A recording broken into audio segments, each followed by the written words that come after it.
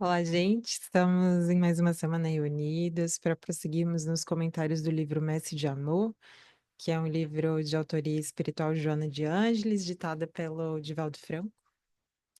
Hoje introduzindo o capítulo de número 25, denominado Doações. Vamos dar início?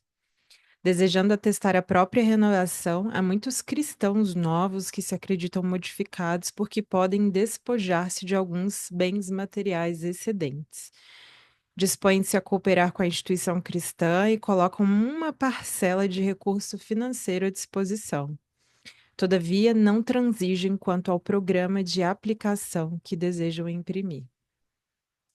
Então, falando, né, que muitas vezes a gente está nesse processo de busca, né, de encontro mesmo, de que muitas vezes aquilo já faz sentido para a gente, a mensagem, na instituição na qual a gente se encontra, né, vinculado. E aí a gente tem esse desejo mesmo de contribuir de algum modo, e é o que ela fala ali, né? Esses cristãos novos que se acreditam modificados se sentem ali quase impelidos mesmo a despojar-se de alguns bens materiais, que é o que diz ali no início da mensagem, né? A fazer doações mesmo, materiais. Mas é o que ela fala, né? De alguns bens materiais excedentes. E é interessante porque ela fala, né, olha, coloca uma parcela do recurso financeiro à disposição, mas muitas vezes são intransigentes em relação à forma como isso vai se dar. Olha que interessante. Inicialmente discordam do planejamento anterior, se a casa está em construção, sugerem alterações, detestam a direção interna da entidade quando contrariados, se a casa abriga necessitados gostariam de fazer algumas modificações.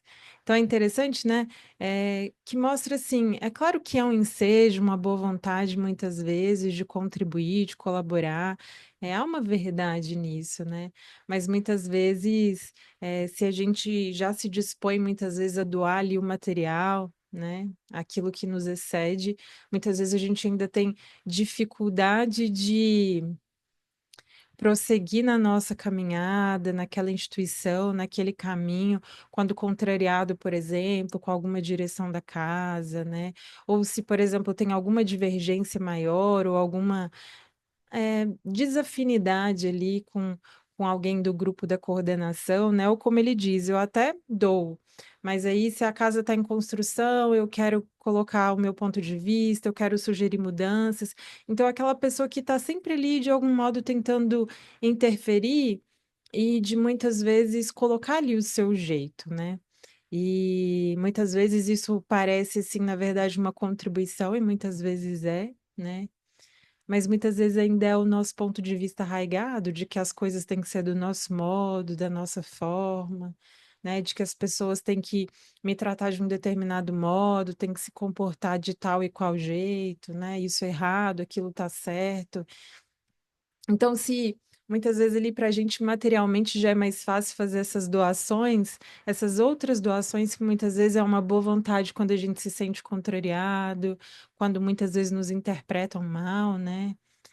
Ou uma boa vontade mesmo em relação a uma conduta que a gente considerou que não seja mais adequada, porque, olha, a grande verdade é que se a gente realmente deseja persistir, né, permanecer numa instituição por muitos e muitos anos, a gente vai estar naturalmente sujeito a essas dificuldades de convivência, né, porque todos nós somos espíritos imperfeitos. E o bom é que, eh, a grande maioria das pessoas que estão numa instituição religiosa, né, ou em alguma outra instituição que tem algum propósito para o bem comum, para o todo, ali já se encontram mesmo uma reunião de pessoas de boa vontade, mas que são imperfeitas ainda assim, que ainda tem muito a se lapidar, como esse diamante mesmo que está ainda em estado bruto e que aos poucos está sendo lapidado.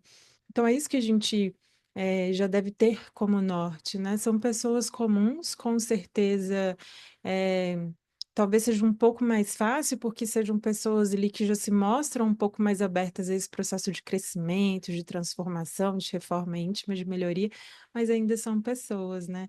E cabe a nós, né, nessa autorresponsabilidade que sempre nos é falado em tantos outros livros, né, outros autores também, e Joana bate muito nessa tecla, no ponto da gente entender qual é a nossa parcela de responsabilidade naquilo que nos acontece, ou seja, entender que, olha, pode ser que nessa casa esteja difícil, mas outras também terão contrariedades, também teremos divergências, também muitas vezes teremos pontos de vista opostos sobre um determinado assunto, né? E faz parte, né? E de todo modo faz parte que eu ceda, como em qualquer relação, né? Seja uma relação ali afetiva, seja uma relação familiar, de trabalho, é necessário que a gente ceda, né? É necessário que a gente escute outras opiniões, é necessário que a gente vá mesmo, eh, podendo conviver com essa diferença inclusive aí perceber que muitas das nossas opiniões podem ser modificadas e dos nossos pontos de vista serem melhorados também, aprimorados, né? Esperam subserviência dos que lhe mourejam, sentem-se donos do estabelecimento, né? Então, nisso de que eu não coopero, muitas vezes, ainda mais se for uma determinada pessoa que muitas vezes fica muito tempo ali em papéis de coordenação, muitas vezes eh, se identifica tanto com aquilo, né? Quase como eu sou isso e não estou isso, que passa a ter ares assim de que é dono da instituição, como não, quando não é, né? Somos todos servidores, somos todos colaboradores, cooperadores do Cristo, né? E a sua disposição para exercer uma função menor, já outra maior, né? E sabendo que tudo isso é transitório também. E eu achei interessante aqui, esperam subserviência dos que lhe mourejam. Muitas vezes, ainda mais dessa parte de ajuda aos necessitados, né? Se a gente não percebe neles muitas vezes ali um sentimento de gratidão, ou se muitas vezes muitos desses necessitados que vêm a essas casas, né, nos tratam mal, é como se doesse muito dentro de nós, né? E como se a gente não entendesse o propósito de estar ali. Estamos ali também por eles, mas também por nós, pelo nosso crescimento, né? De não buscar muito isso de retribuição daquilo que eles devem fazer por nós, ou de como deve ser essa retribuição, esse agradecimento, né? Olha o tanto que eu fiz, olha como me responde, né? Ou então de dar a sua batalha mesmo, de contribuir com a sua parcela de colaboração e muitas vezes sentir que as pessoas não reconhecem e aquilo doer por dentro, não. Mas a gente faz por um propósito maior, a gente faz por nós mesmos, né? São a rigor muito gentis, mas intransigentes. Acreditam na caridade que praticam, no entanto, exigem obediência. E é isso, né? Exigem obediência, reconhecimento, né?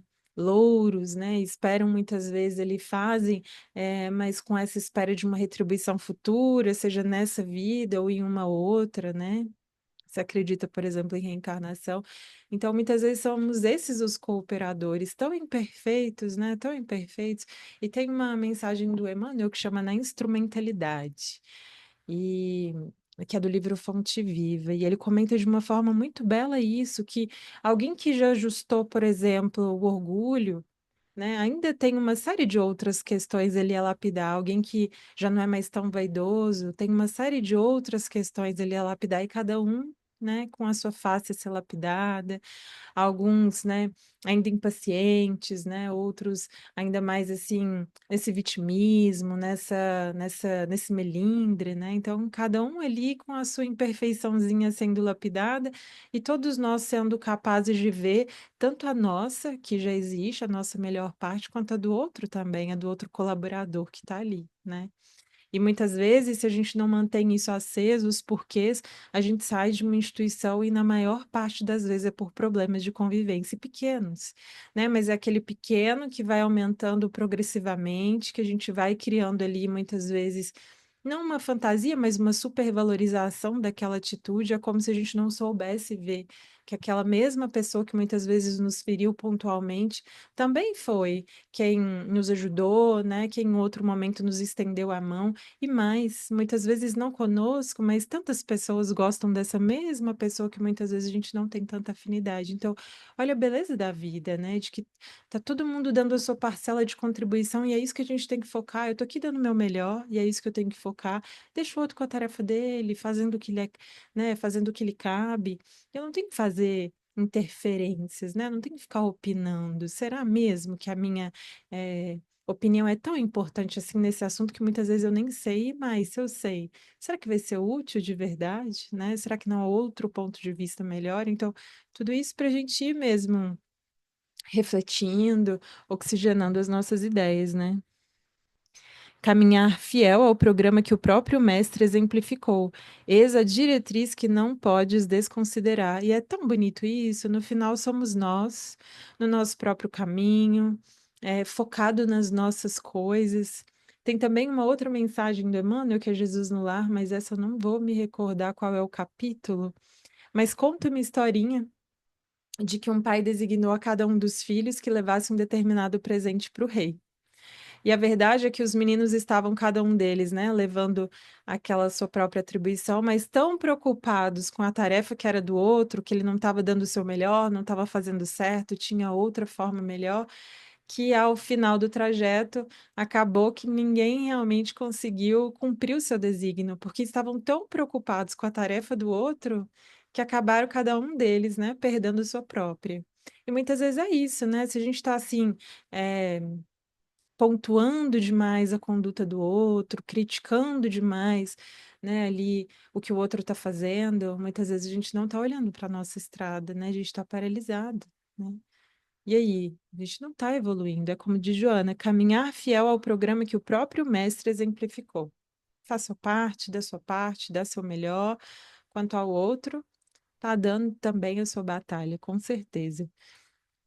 Em qualquer construção, as tarefas humildes não deixam de ser valiosas, é verdade, né? Tanto quanto a gente precisa de alguém que muitas vezes dê a palestra, a gente precisa de alguém que arrume o ambiente, de que zele por aquelas pessoas que estão chegando, né? E todos igualmente, assim, preciosos nessa tarefa, que é um conjunto, nunca é único, né? Igualmente no cristianismo, és operário valioso, embora as próprias limitações. Olha que bonito, né? Supõem-se realizados e, consequentemente, aguardam um lugar de venturas a que não fazem jus. Isso também é uma parte que a gente já comentou, né? De que muitas vezes a gente se supõe realizado fazendo aquilo, mas no fundo busca um mérito, busca uma recompensa, seja nessa vida ou em outra, né? Então, estão ali em busca de um lugar de venturas que ainda não fazem jus. Aliás, todos nós estamos no caminho, né? Nós não estamos prontos, estamos em construção, reconstrução, estamos realmente caminhando, mas não chegamos. Há muitos que doam em nome da integração na fé, poucos, porém, sabem dar com uma mão sem que a outra tome conhecimento, consoante o ensino evangélico. Isso é muito bonito, né? Até para doar, a gente tem que saber a forma de doar. Será que eu preciso doar e todo mundo saber, né? Será que eu preciso fazer um exibicionismo, como muitas vezes hoje a gente vê, né? Esse exibicionismo da caridade. Se é certo que muitas vezes a gente tem que mesmo dar valor ali aos bons exemplos, né? Às boas condutas, é verdade também que a gente não pode se vangloriar por isso, né? Então, que a nossa mão direita não sabe aquilo que a esquerda doou, né?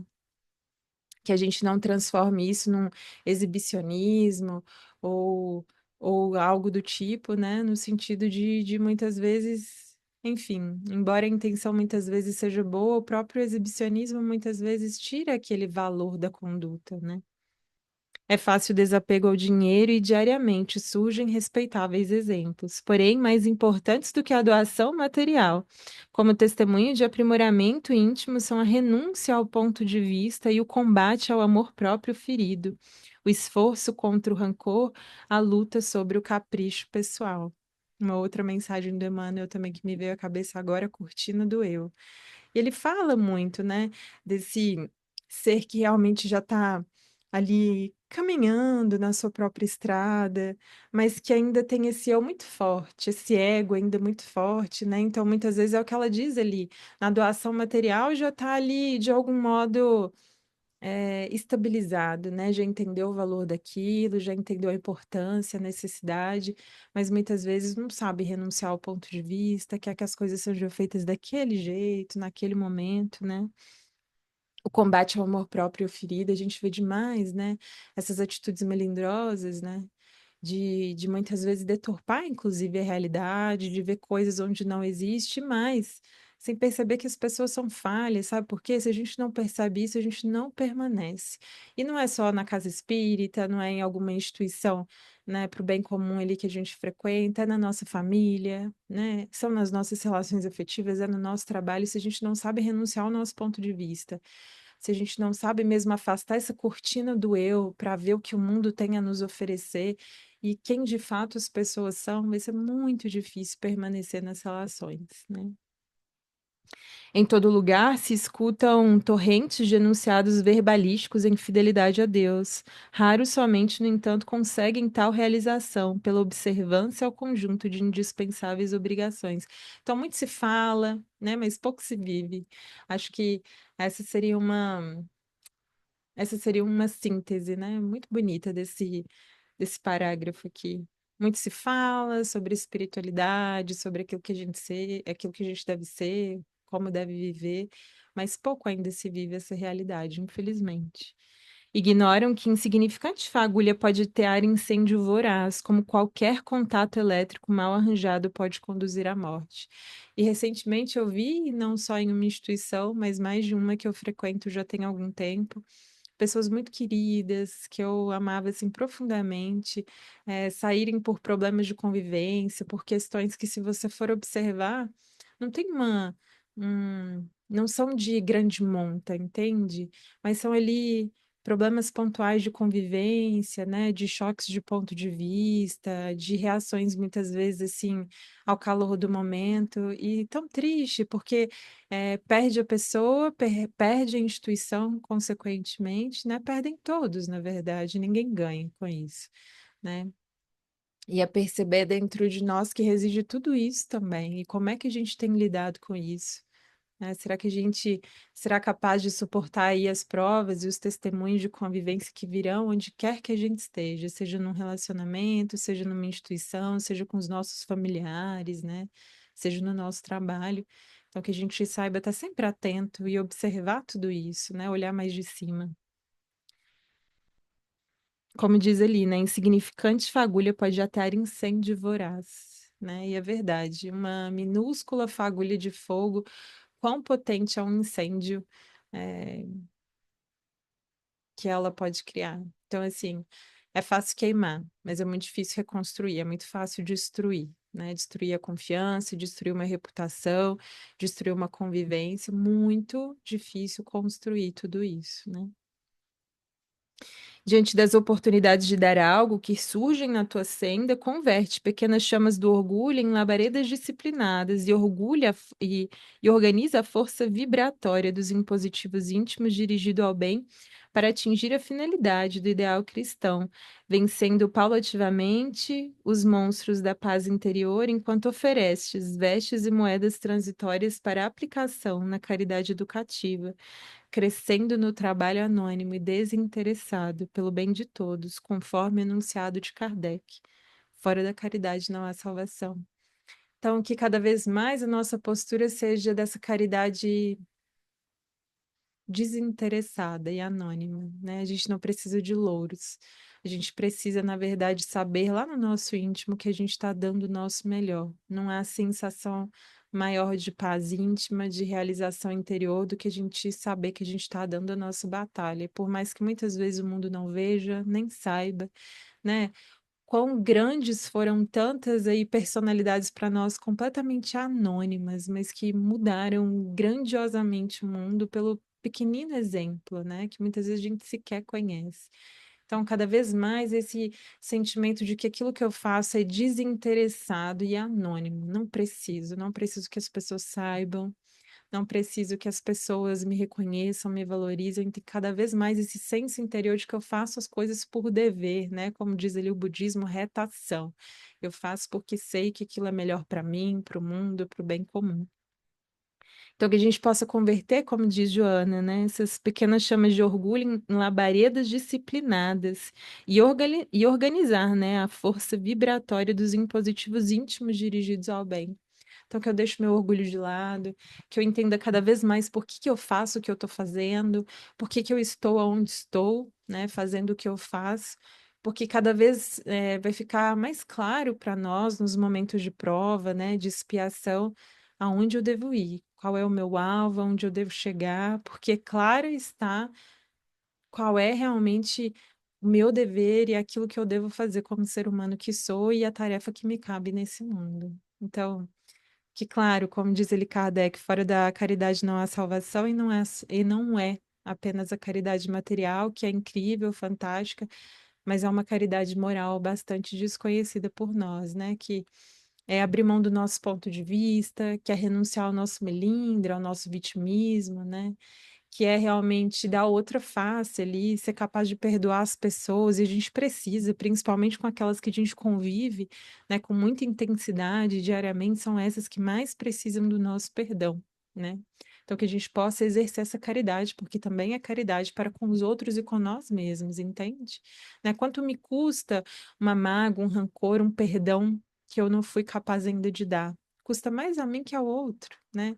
Esses nossos ressentimentos, rancores que a gente guarda, o quanto somos nós, né, que somos os maiores prejudicados disso, e o quanto não é caridoso conosco, né, essas posturas, o quanto nós precisamos mesmo modificar por nós, também pelos outros, mas por nós, pelo nosso bem-estar mental, físico também. Então, agradeço,